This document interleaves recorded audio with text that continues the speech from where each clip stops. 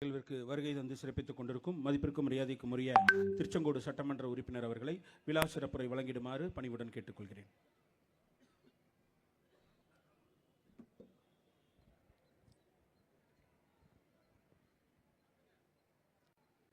இரண்டாண்டு காலம் பார்த்து பார்த்து கட்டிய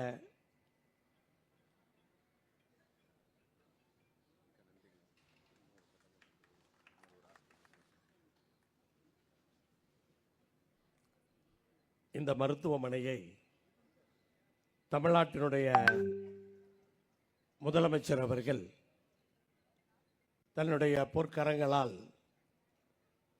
திறந்து வைத்து நம்முடைய பகுதி பயனடைவதற்காக அர்ப்பணித்திருக்கிறார். அவருக்கு மீண்டும் நான் இந்த நேரத்திலே நன்றி தெரிவித்துக் கொள்ளுகிறேன். தமிழ்நாட்டினுடைய முதலமைச்சர் அவர்கள் இந்த மருத்துவமனையை நமக்கு கொடுத்திருந்தாலும் இந்த மருத்துவமனை இங்கு தரப்பட வேண்டும் என்று முதலமைச்சரிடத்திலே என்னோடு சேர்ந்து எடுத்து உரைத்தவர் நம்முடைய மக்கள் நல்வாழ்வுத்துறை அமைச்சர் அவர்கள். அவருடைய அந்த பிடிவாதம் என்று சொன்னால் இந்த மருத்துவமனையை நாம் பெற்றிருக்க முடியாது. அதே போல ஆர்வத்தோடு இந்த மருத்துவமனைக்கு அடிக்கல் நாட்டுகின்ற அந்த நிகழ்வுக்கும் அமைச்சர் அவர்கள் இங்கே வந்திருந்து மிகச்சிறப்பாக நிகழ்ச்சியை நடத்தி கொடுத்தார். இன்றைக்கு நிகழ்ச்சி நடந்த இடத்திலே மருத்துவமனை உயர்ந்து நிற்கின்றது. அதை திறந்து வைப்பதற்கும் இங்கே பல துறைகளிலே அவர் நினைத்திருந்தால் சென்னையிலேயே முதலமைச்சரோடு நின்று இதை திறந்து வைத்திருக்கலாம். 2 நாட்களுக்கு முன்புதான் நாமக்கல்லுக்கு வந்து சித்த மருத்துவமனையை திறந்து வைத்து அதோடு மட்டுமல்ல திருச்செங்கோடு சட்டமன்ற தொகுதியிலே முளசியிலே ஆரம்ப சுகாதார நிலையத்திலே ஒரு கூடுதல் கட்டிடத்தையும் அதே போல அணிமூரிலே ஒரு துணை ஆரம்ப சுகாதார நிலையத்தையும் திறந்து வைத்து அது திறந்து வைத்து முடிக்கும் பொழுதே அங்கே சென்னையிலிருந்து அவரை அழைத்து விட்டார்கள். திருச்செங்கோட்டிலே இப்படி ஒன்று இருக்கிறது என்று. அவர் இதை நான் நேரடியாக இங்கு வந்துதான் திறந்தால் சரியாக இருக்கும் என்று முடிவு செய்து தன்னுடைய சிரமத்தை பார்க்காமல் நேற்று மாலை வரை நிகழ்ச்சி இருந்தாலும் கூட இரவு ரயிலிலே வந்து சங்ககிரியிலே இறங்கி இந்த நிகழ்ச்சிக்கு இங்கே வந்திருக்கிறார். அவருக்கு எந்த அளவுக்கு நாம் நன்றி சொல்ல வேண்டும், வணக்கம் சொல்ல வேண்டும் என்று நாம் யோசித்துக் கொள்ள வேண்டும். இதோடு மட்டுமல்ல 234 தொகுதிகளும் எதிர்க்கட்சி உறுப்பினர்களா யாரா என்று பார்க்காமல் அனைத்து தொகுதிகளுக்குமே பயணித்து மருத்துவ கட்டமைப்புகள் எப்படி இயங்குகிறது என்பதை பார்த்து கொண்டிருக்கிறார். இன்றைக்கு காலையில் அங்கே ரயிலிலிருந்து இறங்கிய உடனேயே எடப்பாடிக்கு நடந்து சென்றிருக்கிறார். சங்ககிரியிலிருந்து எடப்பாடிக்கு நடந்து சென்று எதிர்க்கட்சி தலைவருடைய தொகுதியில் இருக்கிற மருத்துவமனை அது சிறப்பாக இயங்குகிறதா என்று பார்ப்பதற்கு இத்தனை கிலோமீட்டர் 15 கிலோமீட்டர் நடந்து சென்றிருக்கிறார். இப்படி யாருடைய தொகுதி என்று பார்க்காமல் அனைவரும் தமிழ்நாட்டு மக்கள் நம்முடைய மக்கள் என்பதை புரிந்து கொண்டு நம்முடைய அமைச்சர் அவர்கள் இன்றைக்கு பணியாற்றி கொண்டிருக்கிறார். அவருக்கு நான் என்னுடைய வணக்கத்தை தெரிவித்துக் கொள்கிறேன். நம்முடைய ஆட்சித்தலைவர் அவர்கள் நம்முடைய மாவட்டத்திலே டிஆர்ஓவாக பணியாற்றியவர், நம்முடைய மாவட்டத்தை பற்றி முழுமையாக அறிந்தவர். இன்றைக்கு மிகச்சிறந்த எதையும் அவர் எந்த பகுதியிலே மாவட்டத்திலே சொன்னாலும் எல்லாம் அவருக்கு தெரியும். அவர் வருவாய்த்துறை அதிகாரியாக மாவட்டத்திலே பணியாற்றிய பொழுது அனைத்தையும் தெரிந்து வைத்திருக்கின்றார். அவ்வளவு இன்றைக்கு நமக்கு உறுதுணையாக பணியாற்றி கொண்டிருக்கின்ற மாவட்ட ஆட்சித்தலைவர் அவர்களுக்கும் நம்முடைய நாடாளுமன்ற உறுப்பினர் நம்முடைய அத்தனை பணிகளுக்கும் இன்றைக்கு இங்கு மட்டுமல்ல டெல்லியிலும் உறுதுணையாக இருக்கின்ற தம்பி மாதேஸ்வரன் அவர்களுக்கும் நம்முடைய அண்ணன் KS மூர்த்தி அவர்கள் இன்றைக்கு அனைத்து பணிகளுக்குமே எதாக இருந்தாலும் சரி 2 பேரும் சேர்ந்து செய்யக்கூடிய ஒரு அருமையான ஒரு நட்பும் அருமையான ஒரு தளமும் இன்றைக்கு உருவாகி இருக்கிறது. அதனால் இந்த தொகுதிக்கு எந்த போட்டியும் இல்லாமல் பல பணிகளை நம்மால் செய்ய முடிகிறது.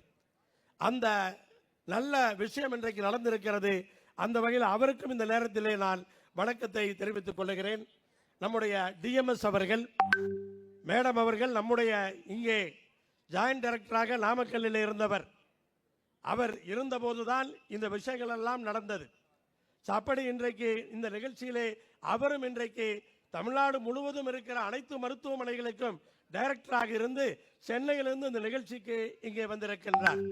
அவருக்கும் இந்த நேரத்திலே என் வணக்கத்தை தெரிவித்துக் கொள்கிறேன். நம்முடைய ஜாயிண்ட் டைரக்டர் அவர்கள் மிகச் சிறப்பாக இன்றைக்கு நம்முடைய மாவட்டத்திலே அனைத்து பணிகளையும் புரிந்து செய்து கொண்டிருக்கிறார். அவருக்கு என்னுடைய வணக்கத்தை தெரிவித்துக் கொள்கிறேன். நம்முடைய நகர்மன்ற தலைவர்கள் பக்கத்திலேயே நகராட்சி, அதனால் அப்பப்போ மருத்துவமனையை பார்க்கக்கூடிய அந்த வாய்ப்பு இருக்கிறது. இந்த மருத்துவமனை கொஞ்சம் சுத்தமாக இருக்கிறது என்று சொன்னால் அதற்கு நகர்மன்ற தலைவர் காரணம் என்பதை நாம் மறுக்க முடியாது. அந்த இருக்கிற போடுற குப்பை எல்லாத்தையும் உடனடியாக அதை எடுத்து சுத்தப்படுத்துகின்ற அந்த பணியை நகராட்சியின் மூலமாக மிகச் சிறப்பாக செய்து மருத்துவமனை வளாகத்தை சுத்தமாக இங்கே வைத்திருக்கின்றார். நம்முடைய நகராட்சியினுடைய துணைத் தலைவர் நம்முடைய தம்பி கார்த்திகேயன் அவர்கள் இந்த நிகழ்ச்சிக்கான ஏற்பாடுகளை இரவு பகலாகி ஒரே நாளிலே ஒரு நாள் தான் ஆச்சு அறிவிச்சு முந்தானத்து சாயங்காலம் தான் சொன்னாங்க. முந்தானத்து சாயங்காலம் சொன்னதை உடனடியாக அனைத்து ஏற்பாடுகளையும் செய்து இந்த நிகழ்ச்சி சிறப்பாக இன்றைக்கு நடக்கிறது என்று சொன்னால் தம்பி கார்த்திகேயன் அதற்கு காரணம் என்பதை நான் அறிவேன். நேற்று இரவு 12 மணிக்கு இங்கே வந்தபோது கூட இந்த ஏற்பாடுகளை தம்பி கார்த்திகேயன் அவர்கள் பார்த்து கொண்டிருப்பதை நான் பார்த்தேன். அவருக்கும் இந்த நேரத்திலே என்னுடைய வணக்கத்தை இந்த நேரத்திலே தெரிவித்துக் கொள்கிறேன். அதேபோல் நகரத்தினுடைய இன்னொரு செயலாளர், முன்னாள் நகர்மன்றத்தினுடைய தலைவர், அனுபவம் வாய்ந்த அண்ணன் நடேசன் அவர்களுக்கு என்னுடைய வணக்கத்தை இந்த நேரத்திலே தெரிவித்துக் கொள்கிறேன். அனைத்து நகர்மன்ற உறுப்பினர்களுக்கும் அனைத்து உள்ளாட்சி பிரதிநிதிகளுக்கும் இன்றைக்கு கலந்து கொண்டிருக்கிற அனைத்து பெரியவர்களுக்கும் வருவாய்த்துறை சார்ந்த அனைத்து அதிகாரிகளுக்கும் இந்த நேரத்திலே நன்றி தெரிவித்துக் கொள்ளும் பொழுது இந்த மருத்துவமனை திருச்செங்கோட்டுடைய ரோட்டரி கிளப்புக்கு ஒரு சிறப்பு நன்றியை சொல்லியாக வேண்டும். அண்ணன் சண்முக சுந்தரம் அவர்கள் இங்கே அமர்ந்திருக்கின்றார்.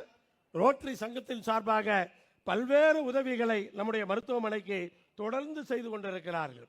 பல்வேறு விஷயங்களை செய்து கொண்டிருக்கிறார்கள். அவர்களுக்கு இந்த நேரத்திலே உங்கள் முன்னிலையிலே நான் நன்றி தெரிவிக்க கடமைப்பட்டிருக்கிறேன். மேலும் இந்த கூட்டத்திலே கலந்து கொண்டிருக்கிற அனைவருக்கும் இந்த நேரத்திலே என்னுடைய வணக்கத்தை தெரிவித்துக்கும் பொழுது இந்த நிகழ்ச்சியை சிறப்பாக கலந்து கொண்டு இன்றைக்கு நடத்தி கொண்டிருக்கின்ற திராவிட முன்னேற்ற கழகத்தினுடைய அனைத்து பொறுப்பாளர்களுக்கும், கொங்கு நாடு மக்கள் தேசிய கட்சியினுடைய அனைத்து பொறுப்பாளர் தம்பி ராயல் செந்தில் தலைமையில் கலந்து கொண்டிருக்கிற அனைத்து பொறுப்பாளர்களுக்கும் என்னுடைய வணக்கத்தை இந்த நேரத்திலே தெரிவித்துக் கொள்ளும் பொழுது கலந்து கொண்டிருக்கிற அனைத்து மக்களும் இந்த மருத்துவமனையை பயன்படுத்திக் கொள்ள வேண்டும்.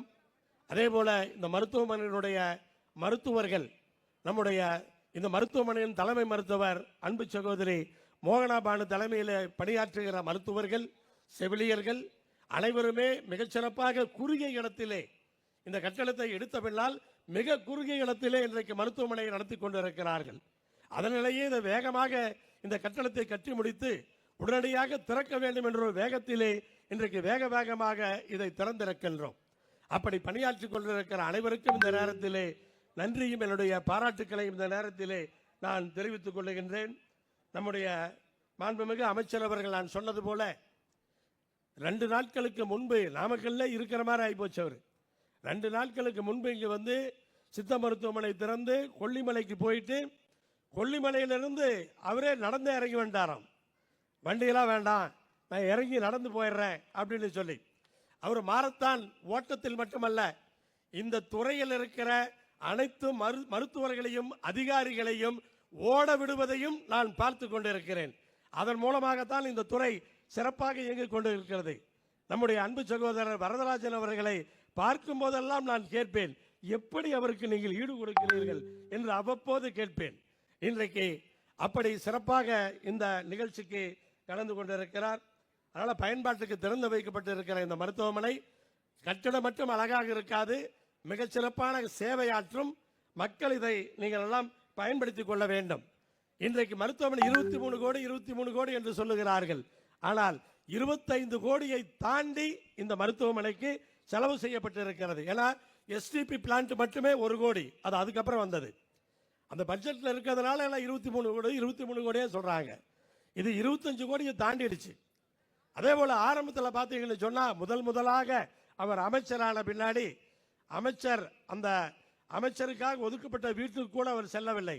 அவருடைய பழைய வீட்டிலே சட்டமன்ற உறுப்பினராக இருக்கும் பொழுது அவர் சொந்த வீட்டில் இருந்தாரே, அந்த சொந்த வீட்டில் இருக்கும் பொழுதே நான் சென்று நம்முடைய மருத்துவமனைக்கு சிடி ஸ்கேன் வசதி வேண்டும் என்று கேட்டேன்.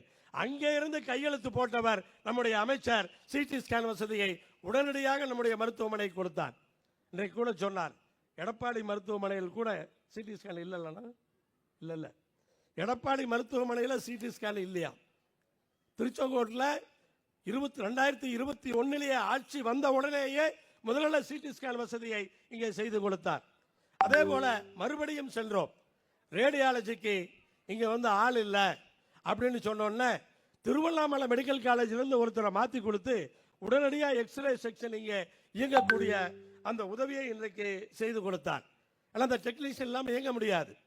இதுக்கெல்லாம் நம்ம இந்த நேரத்தில் இதை விட வேறப்ப நமக்கு நன்றி சொல்லுவதற்கு கிடைக்கும். எனக்கு தெரியும், ஆனால் உங்களுக்கெல்லாம் தெரிய வேண்டாமா? எப்போது எதை கேட்டாலும் நமக்காக செய்து கொடுக்கக்கூடியவராக அமைச்சர் இன்றைக்கு இருக்கின்றார். அதே போல இந்த மருத்துவமனையை கீழே மண்ணு சின்னதாக தோண்டினது ஃபவுண்டேஷன் போட்ட நாள்ல இருந்து நான் எப்படியும் குறைஞ்சபட்சம் ஒரு 40 முறையாவது இதை ஆய்வு பண்ணியிருப்பேன். ஒரு 40 முறை ஆய்வு பண்ணும்போது பார்த்து பல சில ஃபவுண்டேஷன்லாம் உடச்சே தூக்கிட்டோம். அப்படி ஒவ்வொரு முறையாக பார்த்து இதை பண்ணியிருக்கிறோம். அப்படி ஆய்வுக்கு வரும் பொழுது சில நேரங்களிலே இங்க இருக்கிற கான்ட்ராக்டருடைய பொறியாளரிடத்திலும் நம்முடைய பிடபிள்யூடி பொறியாளரிடத்திலும் மிக கடுமையாக கூட நான் நடந்து கொண்டிருக்கிறேன். ஆனால் யூடியூப்ல அதை பார்த்துருப்பீங்க, அவ்வளவு கடுமையாக கூட நடந்து கொண்டிருக்கிறேன்.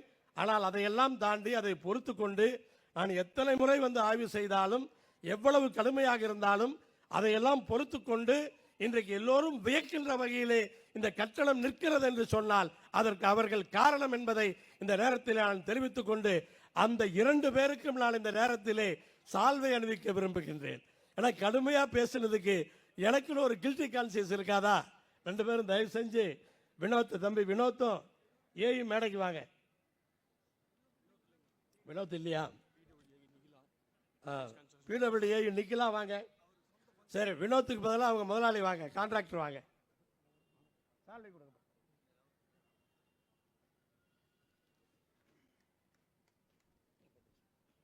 அவன் இன்ஜினியர் போய் அப்படி சொன்னாலும் என்ன தெரியல.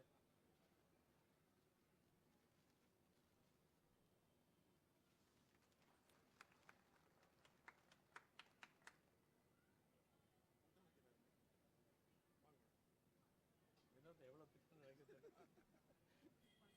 ஆமா முன்னாடி